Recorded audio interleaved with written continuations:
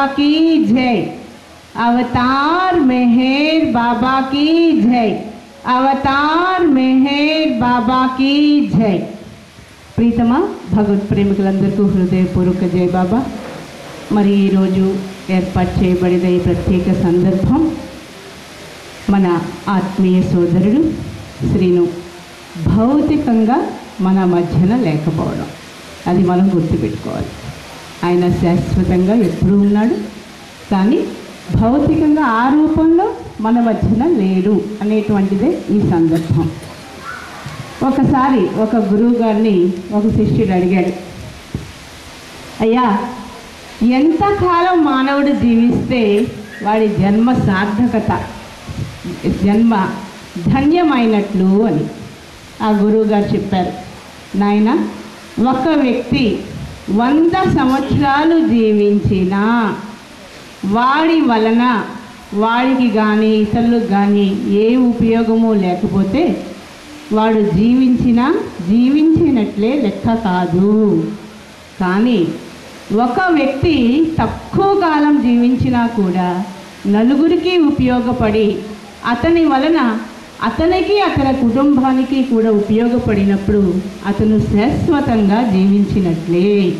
కాబట్టి ఎంత కాలము జీవించామో అనేది కాకుండా ఎలా జీవించామో అనేదే ముఖ్యము అనేది మనందరికీ కూడా అనుభవయోగ్యం ఈ శ్రీను జీవితం. ఇక బాబా చెప్పిన వాటికి వచ్చేద్దాం, మనం టైం ఎక్కువ తీసుకోకుండా. మరి ఈ సృష్టిని ఒక్కసారి మనం గమనించినట్లయితే మన స్వార్థం ఎంత ఎక్కువ అంటే, సృష్టిలో కానీ విశ్వము ప్రపంచం అంటే మనిషే అని చెప్పుకుంటాం మనం, కానీ మనతో పాటు అనేక జీవరాశులు ఉన్నాయి ఈ సృష్టిలో. మరి అవి పుడుతున్నాయి, అవి చచ్చిపోతున్నాయిగా. ఒక మొక్క వేసాం మనం, లేకపోతే ఒక పక్షి పుట్టింది, మన ఇంట్లోనే కుక్క పిల్లల్ని పెట్టింది, మరి వాటి పుట్టినరోజులు ఎందుకు చేయటం లేదు? వాటికి సంబరాలు ఎందుకు చేయటం లేదు?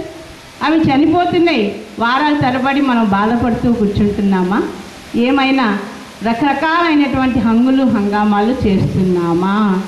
మరి ఆ జీవరాశి అన్నింటికి ఎందుకు అంత తక్కువతనం? మనిషికే ఎందుకు ఇంత? పుట్టాడు అనగానే ఇంకా ఎనలేని సంబరం. మరి ఏదైనా భౌతికంగా లేడు అనగానే ఎనలేని దుఃఖం. ఏమిటి దీనికి కారణం అని ఒకసారి ఆలోచిస్తే, బాబా ఏ యుగంలో వచ్చినప్పుడు ఏం చెప్పారో మనకైతే తెలియదు, కానీ ఈ యుగంలో బాబా అనేక రకాల విషయాలలో ఇచ్చిన వివరణ అంతా ఇంత కాదు. ప్రతి విషయాన్ని కూడా కూలంకుషంగా బాబా మనకి చెప్పి వెళ్ళినటువంటి అవతారం ఇది. ముఖ్యంగా ఈ మరణం గురించి, జననం గురించి బాబా ఇచ్చినటువంటి వివరణ వింటే ఒక అవగాహన అనేది ఖచ్చితమైనటువంటి అవగాహన రావడానికి అవకాశం ఉంది. ఇప్పుడే మనం చెప్పుకున్నట్లుగా ఈ జననము మరణము, మరి నిజంగా చెప్పాలంటే అసలు ఇది కూడా ఒక ఆచారంగానే వచ్చేస్తుందేమో అనిపిస్తుంది నాకంటే. పుడితే సంబరపడాలి, చచ్చిపోతే ఏడవాలి, ఇది కూడా ఒక ఆచారంగానే మనం పెట్టేసుకున్నాం అంతే. పుట్టాడు అంటే ఇలా సంబరాలు చేసుకోవాలి, సందడి పడాలి, లేదా లేరు మధ్యలో మరణం సంభవించిందంటే దుఃఖపడాలి. ఇది కూడా ఒక ఆచారంగా వచ్చిందా అనిపించేలాగా ఈ రోజున మనం చూస్తూ ఉన్నాం. కానీ బాబా ఖచ్చితమైనటువంటి ఒక విషయం చెప్పారు, నువ్వు జననం తీసుకుంటున్నప్పుడే ఒకటి ఆలోచన చేసుకోవాలి, నీ జోబులో మరణాన్ని పెట్టుకుని వచ్చేవని గుర్తుపెట్టుకో అన్నారు బాబా. ఎప్పుడు పుట్టావో అప్పుడు నీ పక్కనే ఆ జననము అనే పక్కనే మరణం ఉంది, అంతే కదండి. పుట్టినది ఏదైనా ఈ భూమి మీద ఉంటుందా? అది మనిషే కాదు, వస్తువే కాదు, ఏది కూడా ఇక్కడ ఉండడానికి వీలు లేదు. ఎందుకంటే శాశ్వతత్వం అనేది మనకి లేదు. జననము ఎంత ఖచ్చితమో మరణము కూడా అంత ఖచ్చితమైన విషయంగా ముందు భావించండి.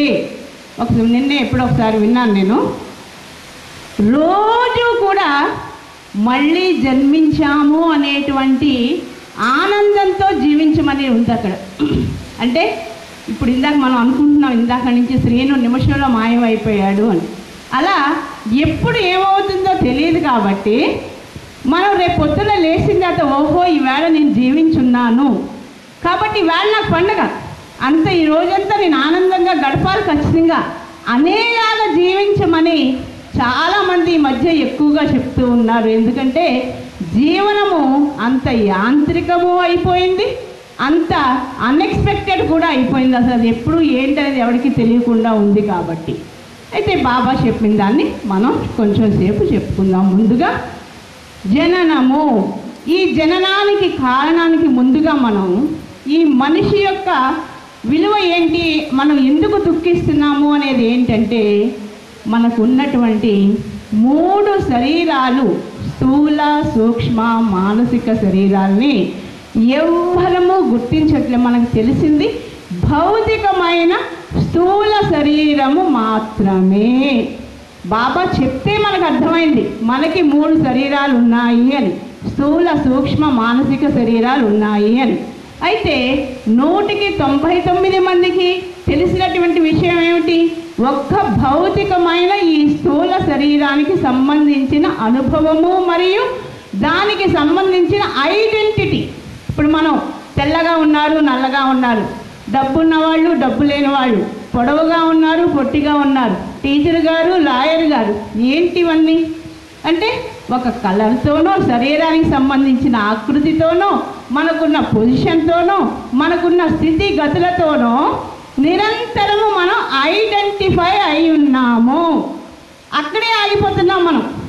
సపోజ్ మనం ఒక బ్రతికున్న వ్యక్తి, ఆ పక్కనే ఒక శవం, ఆ శవానికి కూడా బట్టలున్నాయి, అన్ని రకాల హంగులు ఉన్నాయి, దాన్ని చక్కగా తయారు చేసాం, దానికి అన్ని రకాల వస్తువులు పెట్టాం. మరి దానికి ఈ ప్రక్కన ఉన్నటువంటి వ్యక్తికి తేడా ఏమిటి? ఆ వ్యక్తికి ఇప్పుడు శవానికి కూడా ఏం చేసాం, అన్నీ ఉన్నాయి, బట్టలు వేసాం, నగలు వేసాం, మంచి మేకప్ వేసి పడుకోబెట్టాం. పక్కన ఒక వ్యక్తి మామూలుగా ఉన్నాడు. ఈ రెండింటికి తేడా ఏంటి? ఏంటండి, ఏంటి తేడా? చైతన్యం. ఏమిటి తేడా? మనం కదులుతున్నాం, అది కదలట్లేదు. అంతకంటే తేడా ఏముంది అక్కడ? మరి ఆ తేడా ఏమన్నా తక్కువదా? అది కదలట్లేదు, మనం కదులుతున్నాం అని చెప్తే అయిపోతుందా? ఏమిటి తేడా? చైతన్యము తేడా. మరి ఆ చైతన్యం ఎక్కడి నుంచి వచ్చింది? అది భగవంతుని యొక్క చైతన్యము. ఆ పరమాత్మే మనలో ఆత్మగా ఉండడం వలన, ఈ ఆత్మ చైతన్యము వలనే ఈ జీవి కదలడం కానీ, ఇలా తిరగడం కానీ, జీవించడం కానీ జరుగుతుంది అనేటువంటిది మనం మర్చిపోతున్నాము. బాబా ఒక సందర్భంలో చెప్తారు, నీలో ఒక ఆత్మ ఉందనేటువంటి ఎరుక కూడా లేకుండా ఈ సంస్కారాలు అంత బలంగా పనిచేస్తున్నాయి. ఇది విచిత్రమైన విషయం అని బాబా చెప్పారు. ఆత్మ ఎంతో శక్తివంతమైంది, ఎంతో ఎంతో విలువ కలిగింది. కానీ నీ సంస్కారాలు ఏం చేస్తున్నాయంటే, నీ శరీరంలో ఉన్న ఆత్మ ఉంది అని కూడా తెలియనంతగా, కేవలము భౌతిక శరీరమే ఇది నిజము అనుకునేంతగా ఆ సంస్కారాల యొక్క బలం పనిచేసి నిన్న ఈ మాయనే నిజం అనుకునేటట్టు చేస్తుంది. కానీ ప్రతి జీవిలోని ఒక ఆత్మ అనేది, దానికి సంబంధించిన చైతన్యం అనేది ఉందని మరచిపోకూడదు. మనం ఎప్పుడైతే మనలో ఉన్న ఆత్మ ఎలాంటిది అని తెలుసుకున్నామో, అప్పుడు ఈ చావు పుట్టుకలకు ఎక్కువ విలువ ఉండదు అని బాబా చెప్పారు. ఎందుకు? ఈ చావు, మరణం, జననం ఇవన్నీ దేనికి సంబంధించినవి? శరీరానికి మాత్రమే. దానికి ఉదాహరణగా బాబా ఏం చెప్పారంటే, నీ ఎదురుగా ఒక వ్యక్తి ఉన్నాడు. ఆ వ్యక్తి చాలా చిరిగిపోయి ఉన్న షర్ట్ వేసుకుని ఉన్నాడు, వస్త్రం వేసుకుని ఉన్నాడు. నువ్వు ఏమంటావు అని అడిగారు బాబా. ఆ వ్యక్తి నీ దగ్గరికి వచ్చినప్పుడు విపరీతంగా చిరుగులు ఉన్నటువంటి ఒక వస్త్రం ధరించి వచ్చాడు. అప్పుడు నువ్వేమంటావు అని అడిగారు బాబా. ఏమంటావండి మనం? బాబు నేను చూడలేకపోతున్నాను రా బాబు, ముందు ఆ పీలికలైనటువంటి వస్త్రాన్ని తీసే, ఇగో ఈ మంచి వస్త్రం ధరించు, చక్కగా నీట్గా ఉండు అని మనం ఎలా చెప్తాము? బాబా అంటున్నారు, మరి ఒక రోగగ్రస్తమైనటువంటి శరీరం, చాలా సఫర్ అవుతున్నటువంటి శరీరం, అది క్షీణించిపోతున్నా కూడా మనం ఏమంటాం, ఇంకా బ్రతకాలి, నేను ఎంత డబ్బైనా ఖర్చు పెడతాను, దాన్ని బ్రతికిస్తాను, ఎన్ని రకాలైనా చేయండి, అది జీవించాలి, అక్కడ ఉంటే చాలా మంచంలో అంటున్నాం మనం. బాబా అంటున్నారు మరి అలాంటప్పుడు ఆ శరీరం యొక్క బాధ ఆత్మ ఎంత పొందుతుందో మీకు అర్థం కాదు. ఒక చిరిగిపోయిన షర్ట్నే చూడలేక నువ్వు మార్చేయాలంటున్నావే, మరి ఇంత సఫర్ అవుతున్నటువంటి ఈ వస్త్రం లాంటి శరీరం పోతానంటే నీకు ఎందుకు బాధ? ఇక్కడ మనం అర్థం చేసుకోవాల్సింది, ఆత్మకి చావు లేదు. ఆత్మకి ఆకలి, బాధలు, దప్పికలు, సుఖాలు, దుఃఖాలు, ద్వంద్వం ఏమీ కూడా లేదు. అది శాశ్వతమైనటువంటిది. కాబట్టి ఈ ఆత్మ నిరంతరము ప్రయాణము చేస్తూనే ఉంటుంది. ఈ ఆత్మ తన ఉపాధి కోసం తను ఈ భౌతికమైనటువంటి జీవనాన్ని జీవించి సంస్కారాల్ని ఖర్చు పెట్టుకోవడం కోసం ఒక వస్త్రాన్ని మనం ఎలా ధరిస్తున్నామో ఒక శరీరాన్ని తీసుకుని వస్తుంది. ఎంత బాగా బాబా చెప్పారంటేనండి, అసలు ఊహించలేమన్నమాట. ఒక జీవి మనం ఏమనుకుంటున్నాం, పుట్టేశారు, పెరిగేశారు, వీళ్ళు డాక్టర్ అయిపోయారు, వాళ్ళు ఇంకోటి అయిపోయారు అని అనుకుంటున్నాం మనం. కానీ ఆయన నిర్మాణాత్మకమైనటువంటి ఒక ప్రణాళిక ఎలా ఉంటుంది, ఒక జీవి భూమి మీదకి రావాలంటే, ఒక జీవి భూమి మీదకి రావాలంటే ఎన్ని సంస్కారాల యొక్క ఫలితం, రుణానుబంధాల యొక్క ఫలితం, ఎక్కడ పుట్టాలి, తల్లిదండ్రులుగా ఎవరిని తీసుకోవాలి, దాని రుణాలు ఎలా తీర్చుకోవాలి, ఏ ఏ రకాలైనటువంటి కార్యక్రమం చేయాలి అనేది ఒక పెద్ద ప్రణాళిక నడుస్తుంది. అందుకే బాబాని ఎవరైనా వెళ్ళి నాకు పిల్లలు లేరు, పిల్లల్ని ప్రసాదించండి అని అడిగినప్పుడు మీరు చాలా తేలిగ్గా అడుగుతున్నారు, కానీ ఒక జీవిని నేను ఇక్కడ సృష్టించాలంటే ఎంత నేను ప్రణాళిక చేయాలో మీకు తెలియదు అని బాబా చెప్పేవారు. అలా మనం ఇప్పుడు అనుకుంటున్నాం, శ్రీను వచ్చారు, ఇంత పని చేశారు, ఇలా జరిగింది, అలా జరిగింది, మనకు తెలియకుండానే ఆయన ఇలా అయిపోయాడు. అది ఆయన యొక్క సంస్కార ఫలితము, ఆయన లిఖించినటువంటిది. బాబా అందుకే అన్నారు, నథింగ్ ఈజ్ యాక్సిడెంటల్. ఇది ఒకటి గుర్తుపెట్టుకోవాలి మనం.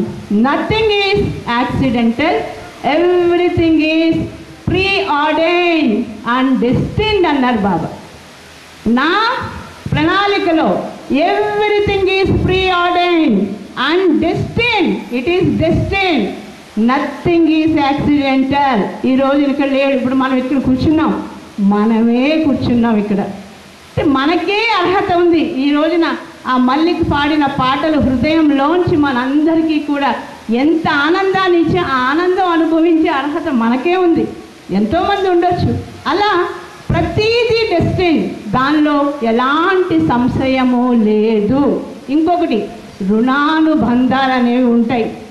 మనం ఒక షాప్కి వెళ్ళామనుకోండి, ఒక పెద్ద లిస్టు పట్టుకెళ్తే గంట పడుతుంది వాడు ఆ సరంజామా అంతా సరుకులన్నీ కట్టేటప్పటికి. ఒక చిన్న లిస్టు పట్టుకెళ్ళామనుకోండి, ఆ 2 నిమిషాల్లో కట్టించేస్తాడు, వెనక్కి వచ్చేస్తాం. మరి మనం ఒక పెద్ద మూట సంస్కారాన్ని తెచ్చుకుంటే ఖర్చు పెట్టాలి. మన పెద్దవాళ్ళు చెప్పేవాడు పాపి చిరాయువు అని. పాపం చేసుకున్నవాడు ఎక్కువ కాలం ఉంటాడు, పాపి చిరాయువు అనేవారు ఇంతకుముందు. ఇప్పుడు అది లేదనుకోండి. అలా మన సంస్కారాలు అనేవి మన జీవితాన్ని నిర్దేశిస్తాయి అనేటువంటి దాని మీదే మన జననం అవ్వచ్చు, మన మరణం అవ్వచ్చు, పూర్తిగా ఆధారపడి ఉన్నటువంటి విషయము. దీనిలో కోటీశ్వరుడైనా అతి పేదవాడైనా ఇద్దరు కూడా బద్ధులే. మొన్నే రతన్ టాటాది మీరందరూ కూడా చదివి ఉంటారు. రతన్ టాటా బెడ్ మీద 2 రోజులు చచ్చిపోతాడనగా ఒక స్టేట్మెంట్ ఇచ్చాడు ఆయన. ఈ ఆస్తులు అంతస్తులు, నాకు ఉన్నటువంటి కోట్ల రూపాయలు నా మరణాన్ని ఆపలేకపోతున్నాయి, నా చుట్టూ ఉన్న బంధువులు నా మరణాన్ని ఆపలేకపోతున్నాయి. కాబట్టి అందరూ తెలుసుకోవాల్సిన విషయం, మంచిని పెంచండి, మంచిగా జీవించండి, అది ఒక్కటే మనతో వచ్చేదని నేను తెలుసుకున్నాను అని.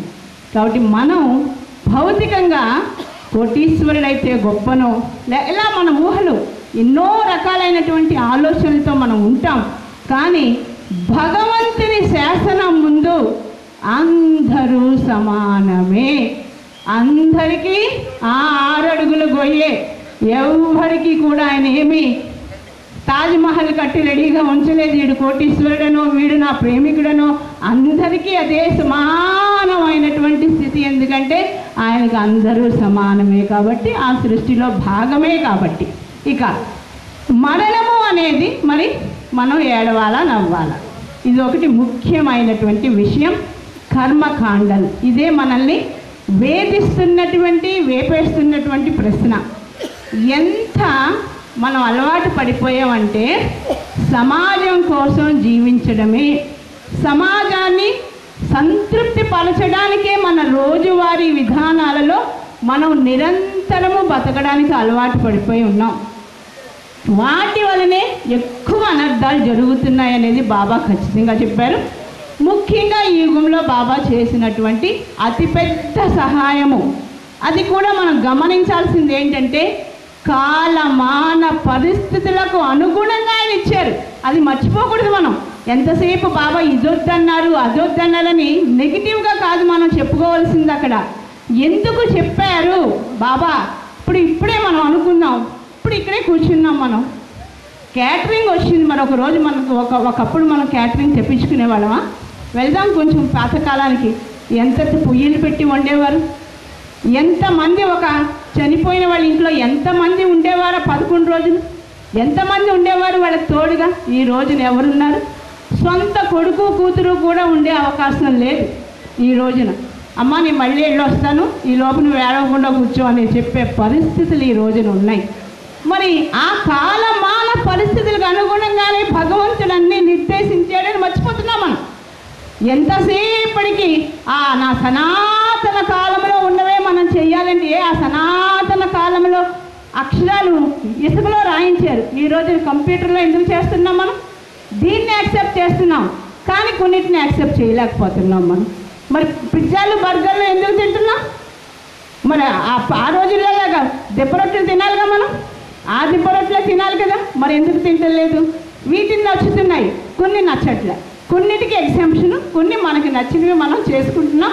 టెక్నాలజీ అంటున్నాం, రకరకాల పేర్లు హాయిగా పెట్టేస్తున్నాం.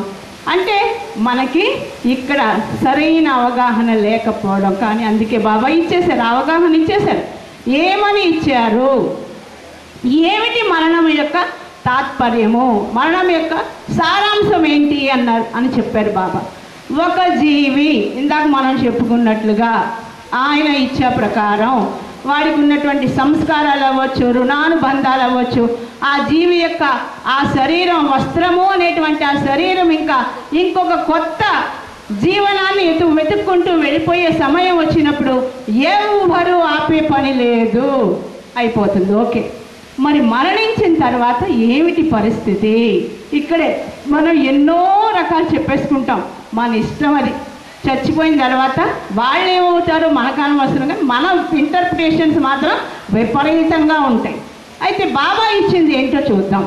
ఒక వ్యక్తి మరణము అనేది ఎలా జరుగుతుంది అంటే, ఇందాక మనం చెప్పుకున్నట్లు స్థూల సూక్ష్మ మానసిక శరీరాల్లో కేవలము స్థూల శరీరము మాత్రమే ఛేదించబడుతుంది. నిజంగానండి, బాబా ఎంత చక్కగా చెప్పారంటే, ఎరిచి గారి తండ్రి చనిపోయినప్పుడు మనందరికీ తెలుసు, ఎరిచి గారిని తీసుకొచ్చారు బాబా. ఆయన శరీరాన్ని ఆ సైలెంట్ టవర్ దగ్గర పెట్టారు, చూపించి దగ్గరికి వెళ్తావా అని అడిగారు బాబాని. ఎరిచిని అడిగితే వెళ్ళనన్నాడు ఆయన. కిటికీ ఆ కారులోంచి విండోలోంచి చూస్తున్నాడు ఆయన. అప్పుడు బాబా చెప్పారు, ఎరేష్ బాధపడుతున్నావా? బాబా ఇంక ఇలా చూశాడు ఆయన. ఎంతైనా తండ్రి కొంచెం దుఃఖం ఉంటుంది కదా. అప్పుడు బాబా చెప్పారు, ఈ విషయం ఎందుకు చెప్పాల్సి వస్తుందంటే బాబా దృష్టిలో మరణానికి ఎంత విలువిచ్చారు అనే దానికోసమే చెప్పుకుంటున్నాం మనం. బాబా ఏం చెప్పారంటే, నీకు టాయిలెట్కి వస్తుంటే ఏం చేస్తావు? వెళ్తాం కదా మనం. అది కాదు, నీకు అక్కడ అవకాశం లేదు, కడుపు ఉబ్బిపోతుంది, నీకు చాలా కష్టమైపోతుంది, ఏం చేస్తావు? వెతుక్కుంటాను బాబా, ఎక్కడికి వెళ్ళాలని. సరే, నీకు అవకాశం వచ్చింది, వచ్చిన తర్వాత ఎలా ఫీల్ అవుతావు అన్నారు. చాలా రిలాక్స్ అయిపోతాను బాబా. అంతే కదండి, మనందరికీ అనుభవమే కాదు. ఒకసారి మనం ఆ టాయిలెట్ వచ్చే ముందు ఆపుకొని మనం వెళ్ళామనుకోండి, ఎంతో రిలాక్స్, ఇంకా అసలు ప్రపంచంలో సాధించేమన్నంత ఫీలింగ్ వస్తుంది అన్నమాట మనకు ఆ క్షణాన. బాబా చెప్పారు అప్పుడు, ఒక ఆత్మ ఆ శరీరాన్ని విడిచిపెట్టడానికి అంత బాధపడుతుంది. అంటే ఆ సఫరింగ్ అనేది ఎలా వదిలించుకోవాలా, ఈ భౌతికమైన సఫరింగ్ అనేది అంత తాపత్రయపడి, అలా ఒక్కసారి అది బయటకు వచ్చినప్పుడు, నువ్వు ఇందాక చెప్పేవే నేను చాలా రిలీఫ్ అవుతాను బాబా అని అంతలా అది ఆత్మ అంత రిలీఫ్ పొందుతుంది. అంటే ఈ శరీరంలోంచి అది బంధనాన్ని తెంచుకుని బయటికి రావడానికి అంత బాధపడుతూ, దానినే బాబా యాతనా ప్రపంచము అన్నారు. బాబా మనకి 3 శరీరాలకి మధ్యన స్థూల శరీరం నిమిషంలో వదిలిపోతుంది, కానీ సూక్ష్మ స్థూల శరీరానికి మధ్యన ఒక యాతనా ప్రపంచము. దానికి బాబా ఉదాహరణ చెప్పారు. ఒక కోడిగుడ్డుని తీసుకోమన్నారు. పైన పెంకు స్థూల శరీరం అనుకుంటే, లోపల తెల్లసొన ఉంటుంది కదా, అది సూక్ష్మ శరీరం అనుకుంటే, ఆ రెండిటికి మధ్యన ఒక పల్చటి పొర ఉంటుంది. మనందరికీ తెలుసు, కోడిగుడ్డుకి ఒక పల్చటి పొర ఉంటుంది. ఆ పొర లాంటిదే యాతనా ప్రపంచం. స్థూల శరీరం వదిలేసినా కూడా ఈ సూక్ష్మ శరీరాన్ని నుంచి ఆత్మ బయటికి రావాలంటే యాతనా ప్రపంచాన్ని దాటుకుని చాలా కష్టం అవుతుంది. దానికి 3 రోజులు 72 గంటలు పడుతుంది అని బాబా చెప్పారు. అప్పుడు ఆత్మ ఏమవుతుంది అంటే అక్కడే ఉంటుంది. ఇది మనం గమనించాలి. 3 days. అందుకే మన పెద్దవాళ్ళు 3వ రోజు ఒక కార్యక్రమం చేస్తారు. ఎందుకు అనుకున్నారు? 3వ రోజు ఆత్మ ఈ యాతనా ప్రపంచాన్ని ఛేదించుకుని పూర్తిగా స్వతంత్రం పొందుతుందన్నమాట. అందుకని బాబా ఏం చెప్పారంటే, అది కనుక ఈజీగా బయటికి వెళ్ళిపోవాలి, చాలా ఫ్రీగా ఆ యాతనా ప్రపంచంలోంచి అది బయటికి వెళ్ళాలంటే అక్కడ భగవత్ నామ స్మరణం ఉండాలి. మనమేం చేస్తాం? అమ్మో నువ్వు లేవు, నువ్వు అది చేసావు, నువ్వు ఇది చేసావు, నేను ఇది మిస్ అయిపోయాను, అది మిస్ అయిపోయానంటే ఆత్మ ఏమనుకుంటుందంట, అయ్యయ్యయ్యో నా వాళ్ళందరూ ఎంత ఏడుస్తున్నారు, నేను ఇంకెలా బయటికి వెళ్ళాలి అని దానికి ఇంకా కష్టం అవుతుంది. ఇది క్లియర్ కట్గా బాబా చెప్పారు. 3 రోజులు ఆత్మ శరీరం చుట్టూ ఆ యాతనా ప్రపంచం ద్వారా బయటికి వెళ్ళడానికి ప్రయత్నం చేస్తూ ఉంటుంది. అప్పుడు కనుక ఎవరైనా సరే ఆత్మీయులు అవ్వచ్చు, కుటుంబ సభ్యులు ఏడిస్తే అది దానికి బంధనం ఎక్కువైపోతుంది, బాధ ఎక్కువైపోతుంది, దుఃఖం ఎక్కువైపోతుంది, అది విడుదల పొందలేదు. కానీ ఎప్పుడైతే భగవత్ నామాన్ని దానికి అందించామో మనం, అది హాయిగా విడిచిపెట్టి సుఖంగా ప్రయాణం చేయడానికి అవకాశం ఉంటుంది. కాబట్టి రీజన్ అది. మనం భగవత్ నామ స్మరణం చేయాలి అనేది దేనికోసం?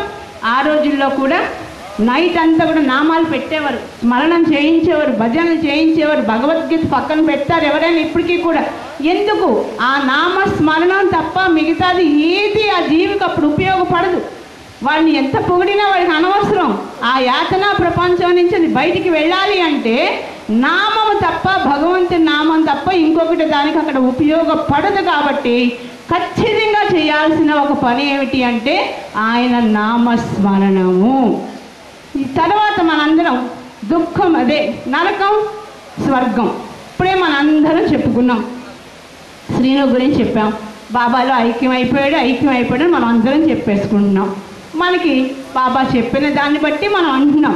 ఇప్పుడు నేను దీనికి ఒక చిన్న ఉదాహరణ చెప్తాను. అందరూ కూడా సీరియస్గా కాకుండా ఒక చిన్న ఉదాహరణ చెప్దాం. ఒక వేశ్య ఉంది.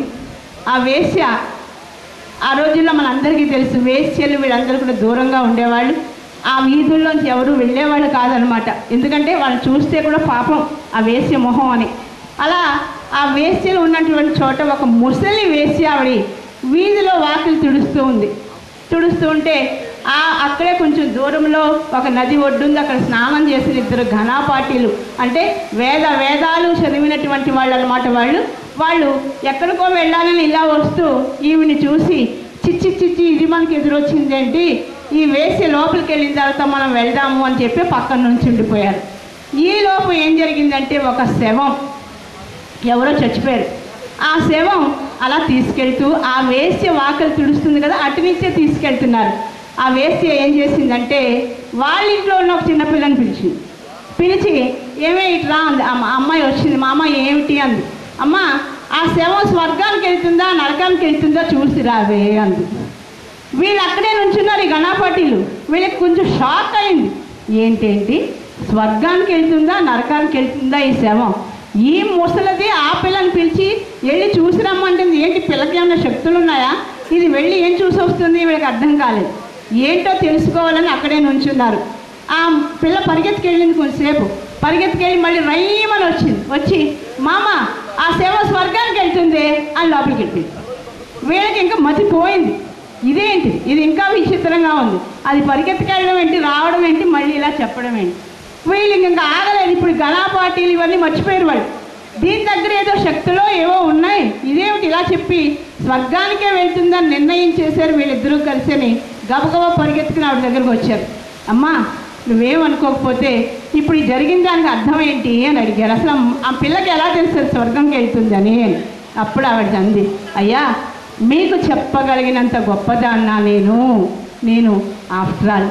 కానీ ఒక శవం వెళ్తుంటే 10 మంది ఆ శవంతో పాటు వెళ్తూ అయ్యో ఇలాంటి వాడు మనకు మళ్ళీ దొరుకుతాడా, ఇలాంటి వాడిని మనం మిస్ అయిపోయాం లేకపోతే పోగొట్టుకున్నామని 4 కన్నీళ్లు కారిస్తే ఆ శవం స్వర్గంకి వెళ్ళినట్టు కాదా? అలాగే దుర్మార్గుడు దుష్టుడు వీడి పీడాకారం పోయింది, ఇలాంటి వాడు బతికున్నా ఒకటే చచ్చినా ఒకటే అని ఒక శవం వెనకాల 4 మాట్లాడుకుంటే వాడు నరకానికి వెళ్ళినట్టు కాదా?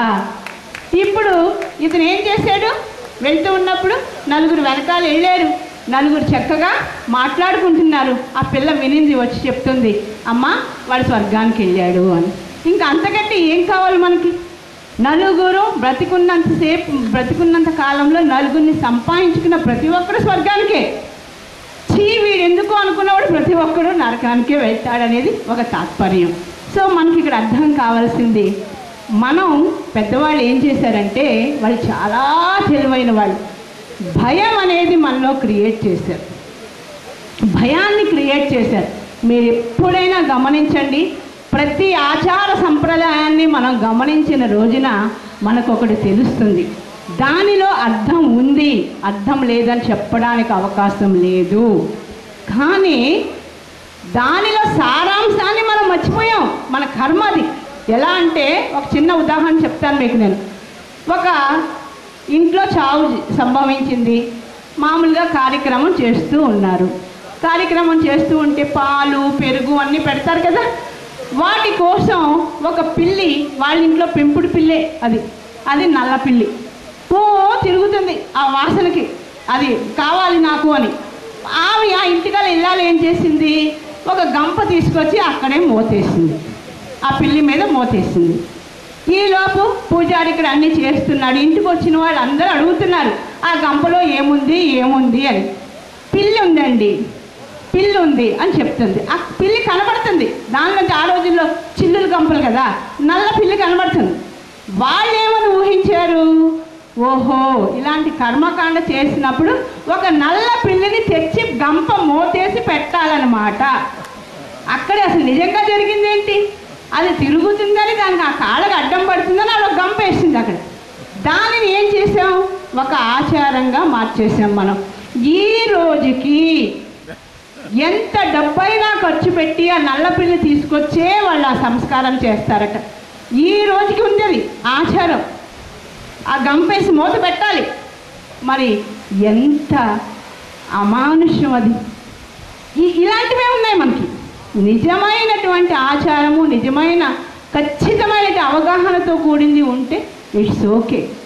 కానీ ఏవేవో మనం పెట్టుకున్నవన్నీ ఆచారాలంటే మాత్రం అది అబద్ధము, తప్పని బాబా ఎంత నిరూపించి మనకి చెప్పారు. స్వర్గము నరకము అంటే ఏమిటి? ఇందాక మనం అనుకున్న పెద్దవాళ్ళు భయపెట్టారు మనల్ని. భయపెట్టాలి, లేకపోతే పాప భీతి అనేది ఉండదు. ప్రతి ఒక్కడు చెలరేగిపోతాడు. అందుకే ఏం పెట్టారు, ఒరే నువ్వు మంచి పనులు చేస్తే స్వర్గానికి వెళ్తావు, నువ్వు చెడ్డ పనులు చేసావా నరకంలో ఇదిగో నూనెలో వేపేస్తారు, రాక్షసులు కుళ్ళబొడి చేస్తారు నిన్ను, లేకపోతే నానా హింసలు పెడతారు. ఎవరికైనా భయం ఉంటుంది, చచ్చినట్టు భయం ఉంటుంది. మరి వ్రతాలు ఇవన్నీ ఎందుకు వచ్చినాయి? అమ్మా, ఎవరైనా సరే ఇదిగో దేవుడికి నువ్వు దండం పెట్టాలి, దేవుడికి నువ్వు పూజ చేయాలంటే రేపు పొద్దున్న చూద్దాంలే వాటికి బొజ్జు అంటారు. అదే ఎలా అలవాటు చేశారు మనకి? నువ్వు ఈ వ్రతం చేస్తే సిరి సంపదలు వచ్చేస్తాయి, నువ్వు ఈ వ్రతం చేస్తే నీ భర్త ఆరోగ్యంతో ఉంటాడు, నీవు ఈ వ్రతం చేస్తే అనేక రకాలైనటువంటి సుఖాలు లభిస్తాయి. వాటి కోసం మనం పొద్దున్న కాదు అర్ధరాత్రి అయినా లేస్తాం, అన్నీ చేస్తున్నాము కూడా. కానీ ఎంత విచిత్రమైన పరిస్థితుల్లో ఉన్నాం మనం. ఆ రోజు ఆకులు అలములు పెట్టారు దేవుడికి. ఈ రోజున ఇప్పుడు సపోజ్ వరలక్ష్మి వ్రతమే తీసుకుందాం, ఆ రోజున దొరికిన ఒక 3 పళ్ళు ఏమో పెట్టారు, అక్కడ దొరికిన 4 ఆకుల్లో 3 పళ్ళు పెట్టారు. అది కూడా ఒక ఆచారం చేసేసాం మనం. పెడితే 3 లేకపోతే 5 దేవుడు లెక్క పెడతాడా? ఏమవుతుంది మన కామన్ సెన్స్? ఇంకా ఎక్కడికి వెళ్ళిపోయాం? వరలక్ష్మి బొమ్మ బంగారంది చేస్తే మట్టి, ఇనుము లేకపోతే వెండి ఉన్న వాళ్ళ ఇంటికి వెళ్ళదాడు, బంగారం చేసిన వాళ్ళ ఇంటికే డైరెక్ట్గా వచ్చేస్తుంది. అంత మూఢనమ్మకంలో మనం ఉన్నాం. అంటే దేవుడు అంత పిచ్చోడా? దేవుడు పిచ్చోడా? మనం చూపించే తాయిలాలకి, మనం చేసే ఈ రకరకాలైనటువంటి విన్యాసాలకి లోబడేవాడా? మర్చిపోతున్నాం. ఎందుకంటే దేవుని స్థితి మనకి తెలియదు కాబట్టి. బాబా ఎంత ఉన్నతత్వం కలిగిన వాడు. బాబా ఏం చెప్పారు? ఐ ఆమ్ ద ఈక్విడిస్టెంట్, ప్రతి ఒక్కరికి నేను సమాన దూరంలో ఉన్నాను. అది మర్చిపోతే ఎలా? మనం మర్చిపోతే ఎలాగా? డబ్బున్నవాడి ఇంటికి దేవుడు వెళ్తాడని ఎవడు చెప్పాడు? డబ్బు లేనివాడి ఇంటికి దేవుడు రాడని ఎవడు చెప్పాడు? బాబా అస్పృశ్యుల్నే ఇంకా ఇంకా ఎత్తుకు తీసుకొచ్చారు. వాళ్ళ ఇంటికే దర్శనానికి వెళ్ళే, వాళ్ళ ఇంటిలో కూర్చొని గంజి తాగారు బాబా. అన్ని రకాలైనటువంటి నిరూపించి చూపించారు బాబా ఈ యుగంలో. ఓకే, ఇంకా స్వర్గం నరకం బాబా క్లియర్గా చెప్పారు. అవి స్థితులు మాత్రమే, ప్రదేశాలు కాదు. దయచేసి అందరూ గమనించాలి. అవి స్థితి, నీ మానసిక స్థితి. అది ఇక్కడ నువ్వు మంచి చేస్తే అది నీకు, మనకంట చచ్చిపోయిన తర్వాత ఈ 3 రోజులు బయటికి వెళ్ళిపోయిన తర్వాత ఆత్మ 11 రోజుల తర్వాత పూర్తిగా విడుదలయ్యి ఆత్మ కొంత రెస్ట్ ఇస్తాడట భగవంతుడు. ఎందుకంటే పునరాలోచన చేసుకోవడానికి ఆత్మ మళ్ళీ పునరాలోచన చేసుకుంటుంది. నేను చేసిన పాపాలేంటి, నేను చేసిన పుణ్యాలేంటి అని. అప్పుడు దాని అనుభవం భౌతికంగా ఉన్నప్పుడు అనుభవించిన దానికి 1000 రెట్లు ఎక్కువగా ఉంటుందంట. అది స్వర్గము, అది నరకం. ఇప్పుడు నేను ఏదైనా ఒక మంచి పని చేసి ఎంజాయ్ చేశాను, అది నాకు తర్వాత 1000 రెట్ల ఆనందాన్ని ఇస్తుంది. ఒక తప్పుడు పని చేసి నరకాన్ని అనుభవిస్తే అది 1000 రెట్ల నరకం చూపిస్తుంది. అది మనం చెప్పుకోవాల్సింది. కాబట్టి ఇవి ప్రదేశాలు కాదు, కేవలము మన ఆత్మ అనుభవించేటువంటి ఒక అనుభవమైనటువంటి స్థితి. దాన్ని మర్చిపోకూడదు. ఇంకా ఇవన్నీ పక్కన పెట్టుకుంటే మానవులుగా మనం ఎంత అదృష్టవంతులం. బాబా చెప్పారు, ఇందాక నుంచి మనం చెప్పుకుంటున్నాం, అత్యుత్తమమైనటువంటి మానవ జన్మ మనం ఎత్తాము. ఎందుకు? భగవంతుల్లో ఐక్యమయ్యేటువంటి సంసిద్ధత కలిగినటువంటి జీవి మానవుడు మాత్రమే. ఇంకా ఏ రాసి ఏ ఉపాధిలో అవకాశం లేదు. ఒక్క మానవునికి మాత్రమే భగవంతుడు అనేటువంటి ఆ ఐక్యత పొందే అర్హత ఉంది, సంసిద్ధత ఉంది. దానికి కావలసిన సరంజామా ఉంది మన దగ్గర. అలా ఒక రకంగా మనం మానవులుగా అదృష్టవంతులం అయితే, అవతారుడు ఉన్న కాలంలో మనం అవతార కాలంలో జీవిస్తున్నాము అంటే ఇంకా ఎంత అదృష్టవంతులం. ఇంకా ఇంకా అదృష్టం ఉంది. మరి అవతార కాలంలో కొన్ని కోట్ల మంది ఉన్నారు ఈ ప్రపంచంలో. వాళ్ళందరూ భగవంతుని గుర్తించారా? లేదే, వాళ్ళకి అర్హత ఇవ్వలేదు బాబా. మరి మనకిచ్చాడు. మనకి ఏ సంసిద్ధత ఉంది, ఏ అర్హత ఉంది, ఏం పుణ్యం చేసేసుకున్నామో మనం తెలిసి చేసుకున్నది ఏమైనా ఉందా అంటే నథింగ్ అక్కడ. కానీ ఆయన ఇచ్ఛలో ఉంది. ఆయన ఆ అనుమతితో, ఆయన ప్రేమ, ఆయన యొక్క అపారమైన దయతో మనందరికీ అవకాశాన్ని ఇచ్చేసి అవతార కాలంలో అవతారుణ్ణి గుర్తుపట్టి, అవతారుని కొంగు పట్టుకుని అవతారిని అడుగు జాడల్లో నడవడానికి అవకాశం ఇచ్చినటువంటి అదృష్టవంతులం మనందరం కూడా. అంతేకాకుండా ఇందాక మనం చెప్పుకుంటున్నట్లు శ్రీను జీవితాన్ని తీసుకుంటే మరి ఆయన సేవ చేయొచ్చు, కానీ కుటుంబ సభ్యులు నో మేము కర్మకాండలే చేస్తాము అంటే ఏం చేస్తాం? మనం ఎవరు ఏం చేయలేం. ఎంత అదృష్టవంతుడు ఆయన అంటే ఆయనకి నచ్చినట్టుగా ఈ కార్యక్రమం ఆయనకి అందడం, ఆయనకి నచ్చినట్లుగా భగవంతుడు వాళ్ళలో ఉండి కార్యక్రమాన్ని జరిపించుకుంటున్నాడంటే ఆయన ధన్యత చెందినట్లే. ఇంకా మళ్ళీ ఆయనకి స్వర్గం వచ్చిందా నరకం వచ్చిందా బాబా దగ్గరికి వెళ్ళాడా కూర్చున్నాడా అనవసరం. అయిపోయింది. మనిషిగా పుట్టాడు, మనిషిగా ఎదిగాడు, అవతార కాలంలో ఉన్నాడు, ఆయన అవతారాన్ని పట్టుకున్నాడు, ఎవ్వరూ చేయలేనటువంటి ఒక గుడి గోపురాలు కట్టించాడు, సేవ చేసుకున్నాడు. That's enough. అయిపోయింది. ఇంకా ఆయన జీవితం ధన్యత చెందింది. ఇంకా ఇంకెందుకు అన్నిసార్లు మనం అనుకోవాల్సిన అవసరం లేదు అన్న. ఒక్క నిమిషం మాట్లాడినా ఒకే ఒక ఉదాహరణ చెప్పి నేను వదిలే, ఇంకా అయిపోతుంది. ఒకసారి యేసు ప్రభువు గేబ్రియల్ని పిలిచి, నువ్వు పలానా ఊరెళ్ళి, అమ్మ తెలియని వాళ్ళకి చెప్తున్నాను, మా వాళ్ళందరికీ తెలుసు, వినండి అందరూ కూడా ఒకసారి భగవత్ తత్వం అంటే ఏంటో. ఆయన ఒకసారి ఒక కుటుంబీకుడు ఆయన దగ్గరికి వెళ్ళమన్నాడు. ఎక్కడో దూరంగా ఉన్నాడు ఆయన. వెళ్ళి ఏం చెప్పాలో తెలుసా? నువ్వు భగవంతుడు ఏం చేశాడంటే ఆయన ఒక లిస్టు రాసుకున్నాడు. భగవంతుని ప్రేమించే వాళ్ళు ఎవరు, భగవంతుని ప్రేమించిన వాళ్ళు ఎవరు అని ఒక లిస్టు రాసుకున్నాడు. ఆ లిస్టులో నువ్వు నరకానికి వెళ్ళే వాళ్ళ లిస్టులో ఉన్నావు అని చెప్పినా పొమ్మన్నాడు. అంటే పాపం మీరు కొంచెం బాధపడ్డాడు. ఎలా వెళ్ళమంటారు స్వామి, అతని దగ్గరికి వెళ్ళి నువ్వు నరకానికి వెళ్తావని చెప్పడం కష్టం కదా, ఎలా చెప్పు? లేదు వెళ్ళిరా అంటే వెతుక్కుంటూ వెళ్ళాడు. షార్ట్ కట్ చేస్తున్నాను నేను. వెళ్ళాడు. మొత్తానికి ఆ స్వామి ఒక పెద్ద కుటుంబీకుడైన చాలా కష్టపడి పని చేసుకుంటూ ఉన్నాడు. ఆ అబ్బాయిని పేరు పెట్టి పిలిచాడు. బాబు ఎవరు మీరు, ఎందుకు వచ్చారు అంటే నేను పలానా జీసస్ దగ్గర నుంచి వచ్చా. బాగా ఆనందపడిపోయాడు. ఏంటి స్వామి కదా అన్నాడు. అయ్యా నీకు విషయం చెప్పడానికి వచ్చాను. ఏమిటి? నువ్వు నరకానికి వెళ్ళే వాళ్ళ లిస్టులో ఉన్నావని భగవంతుడు నీకు తెలియచేయమన్నాడు. ఆయన గెంతులేయడం మొదలెట్టాడు. పెద్దగా డాన్స్ చేస్తున్నాడు. ఆహా ఓహో అని. వీడు భయపడిపోయి ఆగు, నువ్వు స్వర్గానికి వెళ్తావని చెప్పట్లే, నరకానికి వెళ్ళే వాళ్ళ లిస్టులో ఉన్నావు అని చెప్తున్నాను అన్నాడు. అప్పుడు ఆయన అన్నాడు, ఒరే పిచ్చోడా, నేను నరకం లిస్టులో ఉంటే ఏంటి, స్వర్గం లిస్టులో ఉంటే ఏంటి, అసలంటూ ఆయన నజర్ నా మీద ఉంది, అసలంటూ ఆయన నజర్ నా మీద ఉండబట్టే కదా నాకు ఈ లిస్టు పంపించాడు. అంటే ఆయన దృష్టిలో నేనున్నాను, భగవంతుని దృష్టిలో నేనున్నప్పుడు స్వర్గం అయితే ఏంటి నరకం అయితే ఏంటి నాకు ఇంక సంబంధమే లేదు. అది ఆయన పని, నేను ఎక్కడికి వెళ్ళాలని చూసుకునేది. కాబట్టి ఆయనకో మాట చెప్పు, ఈ రోజు నుంచి నేను 10 ఎక్కువగా ఆయన్ని ప్రేమించడానికి ప్రయత్నం చేస్తాను అని చెప్పుకో అన్నాడు. అంత ధైర్యం కావాలి మనకి, అంత ధైర్యం కావాలి మనకి. ఒక్కసారి అవతారిని పరిధిలో మనం ఉన్నామంటే, ఆయన వాడం మనం అయ్యామంటే, బాబా చెప్పారు. బాబాని ఎంతోమంది అడిగినప్పుడు, బాబా మేము ఎంత తప్పు చేస్తే నువ్వు క్షమిస్తావు అని అడిగితే, ఒరే ఈ రోజుకొచ్చి నేను క్షమించినంత తప్పు ఎవరూ చేయలేదన్నారు బాబా. ఈ రోజుకొచ్చి నేను క్షమించినంత తప్పు ఎవరూ చేయలేదన్నారు.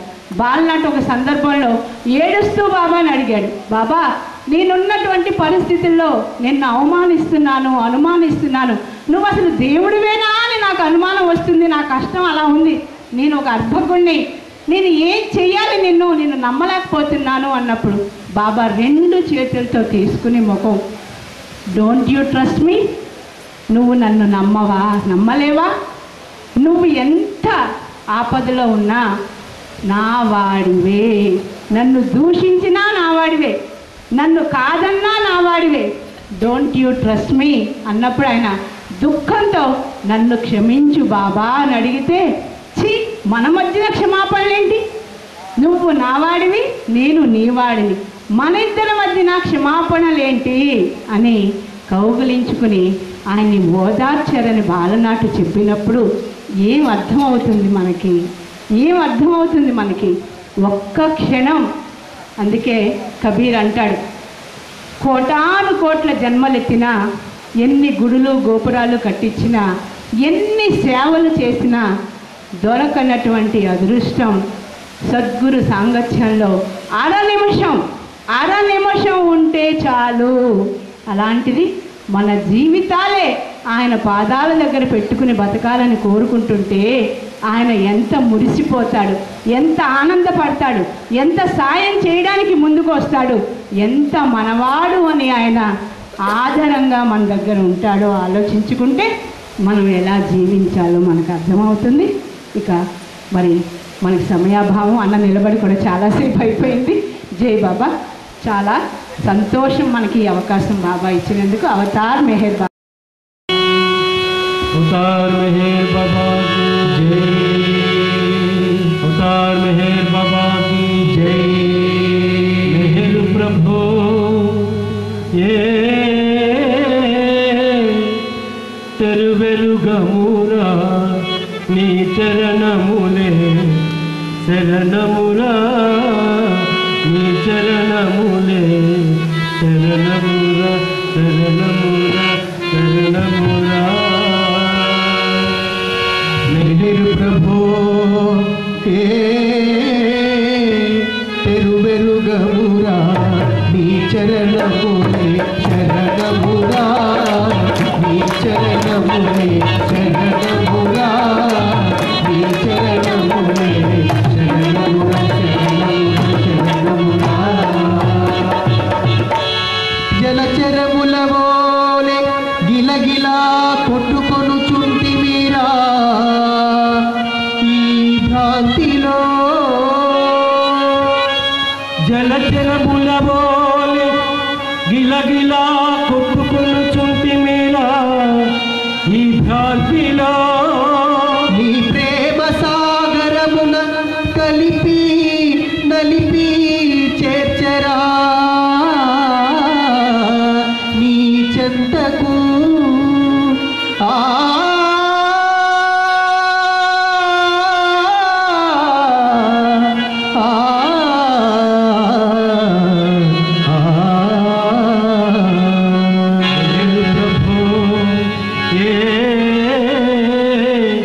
తెరువెలుగమురా నీ చరణములే శరణమురా, నీ చరణములే శరణమురా, నీ చరణములే శరణమురా, శరణమురా, శరణమురా।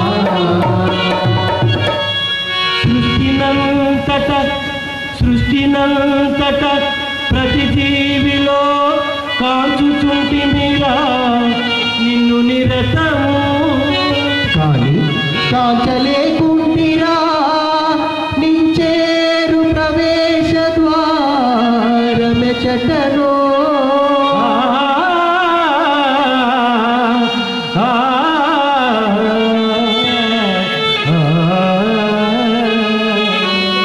మెహర్ ప్రభు ఏ తెరువెలుగమురా నీ చరణములే శరణమురా, నీ చరణములే శరణమురా, నీ చరణములే శరణమురా, శరణమురా, శరణమురా। ప్రేమానడి మాట, ప్రేమానడి మాట తొలుత ఎంత మధురమో అంత మధురము, నీ దివ్య ప్రేమాస్వాదనలోని మధుర బాధను నుడువలేనురా ఏ భాషలో,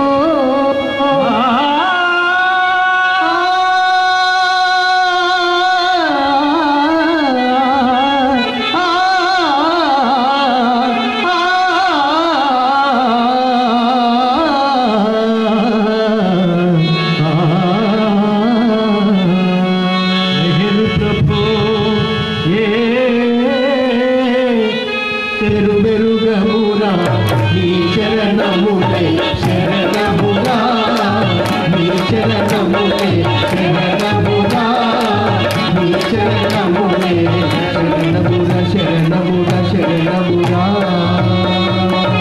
ప్రేమ పరిపక్వం బాధ కావాలి, భక్తిలో మైమరపింక రావాలి, ప్రేమ పరిపక్వం బాగా కావాలి, భక్తిలో మైమరపింక రావాలి, ప్రేమ పరిపక్వం బాగా కావాలి, భక్తిలో మైమరపింక రావాలి, ప్రేమ పరిపక్వం బాగా కావాలి, భక్తిలో మైమరపింక రావాలి.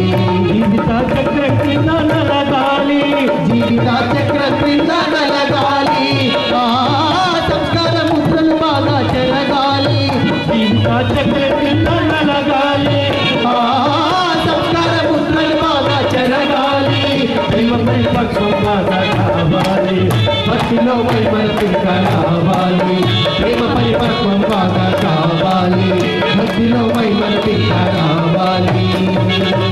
మేరు ప్రభు పెరుగమురా నీ చరణములే శరణమురా, నీ చరణములే శరణమురా, నీ చరణములే శరణమురా, శరణమురా, శరణమురా. సంఘమే నన్ను వెలివేయని, జీవితమే నన్ను బలిగొనని, నీకు తక్క వేరొకటి వద్దురా, నీవు తక్క వేరొకటి వద్దురా, నిన్ను మరచి నే నిలువలేనురా, వద్దు వద్దురా,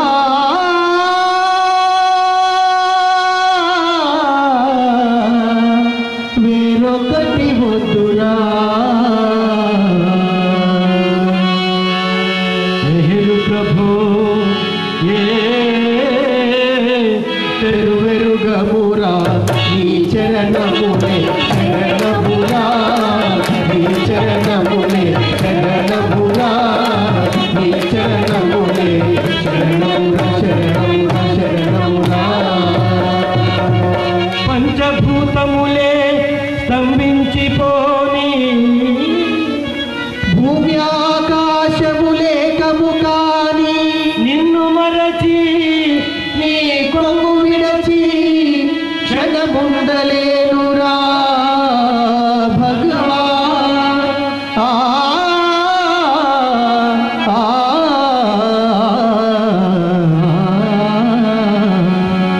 నిన్ను మరచి నీ కొంగు విడచి,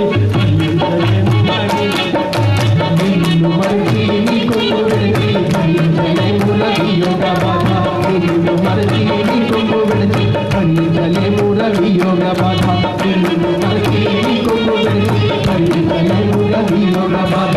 వేల ప్రభు నిన్ను కయ్యన్నాడు మరువము మరువము మరువగలేము, వేల ప్రభు నిన్ను కయ్యన్నాడు మరువము మరువము మరువగలేము, నిన్ను మరచి నీ కొంగు విడచి భరించలేమురా వియోగ బాధ, నిన్ను మరచి నీ కొంగు విడచి భరించలేమురా వియోగ బాధ. మేరు ప్రభు పెరుగమురా నీ చరణములే శరణమురా, నీ చరణములే శరణమురా, నీ చరణములే శరణమురా.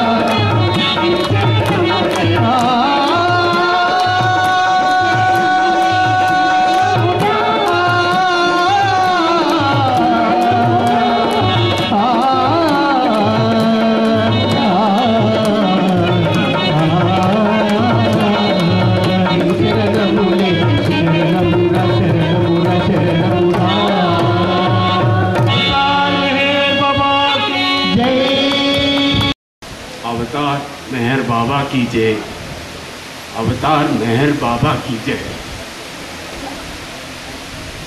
अवतार मेहर बाबा की जय. నేను నా పరిచయం నేను చెప్తున్నాను. నా పేరు ఎల్ రామ్మోహన్ పట్నాయక్. నేను రాయగడ ఒడిశా నుంచి వచ్చాను. మాది రాయగడ. ఊరికి శ్రీనివాసరావు నా బావమరిది, ఇద్దరు బావ. కాకపోతే నాకు తెలుగు స్పష్టంగా రాదు. తెలుగు స్పష్టంగా రాదు, వచ్చు మాట్లాడతాను. అందులో గ్రామటికల్ మిస్టేక్స్ చాలా ఉండొచ్చు, మీరు క్షమిస్తారు.